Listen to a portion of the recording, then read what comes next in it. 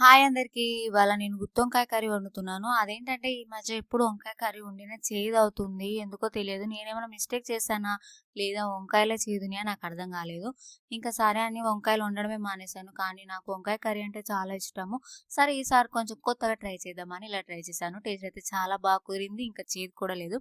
ఎలా చేయాలో ఇప్పుడైతే మనం ప్రాసెస్ చూద్దామా. వంకాయలని ఇలా కట్ చేసుకొని సాల్ట్ వాటర్లో కడిగి ఆయిల్లో డీప్ ఫ్రై చేసుకోవాలి. నెక్స్ట్ వేరే ప్యాన్లో పల్లీలు, నువ్వులు, ఎండు కొబ్బరి వేయించుకొని కొన్ని ధనియాలు, జీలకర్ర, కొద్దిగా మెంతులు, మాల్ మసాలాలు వేయించి పొడి చేసుకోవాలి. నెక్స్ట్ వేరే ప్యాన్లో కొద్దిగా ఆయిల్ వేసి జీలకర్ర, ఆవాలు, ఉల్లిగడ్డ వేయించుకొని ఆ తర్వాత కొద్దిగా అల్లం వెల్లుల్లి పేస్ట్, పసుపు, 2 టమాటాల పేస్ట్ వేసుకొని బాగా వేయించుకోవాలి.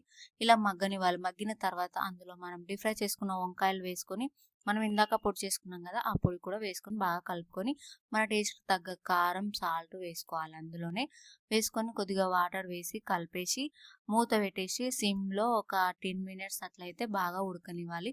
ఇలా బాగా ఉడికిన వంకాయలలో మనం సన్నగా కట్ చేసుకున్న కొత్తిమీర వేసుకోవాలి. అంతే, ఎంతో టేస్టీ గుత్తి వంకాయ కూర రెడీ అయిపోతుంది. టేస్ట్ అయితే చాలా బాగా కుదిరింది. ఇంకా నేను మార్నింగ్ పిల్లలకి బాక్స్లోకి పప్పు చేశాను. వంకాయ కూర ఆఫ్టర్నూన్ చేశాను అనమాట. మార్నింగ్ ఇంత ప్రాసెస్ చేయడం టైం ఉండదు కాబట్టి ఆఫ్టర్నూన్ చేశాను. వాళ్ళు ఈవినింగ్ వచ్చిన తర్వాత నైట్కి అయితే తినేస్తారనమాట. ఇంకా నాకు ఫుల్ ఆకలి అవుతుంది, కుమ్మేస్తున్నా. మీరు మాత్రం ఈ వీడియోకి చిన్న లైక్ ఇవ్వండి. బాయ్.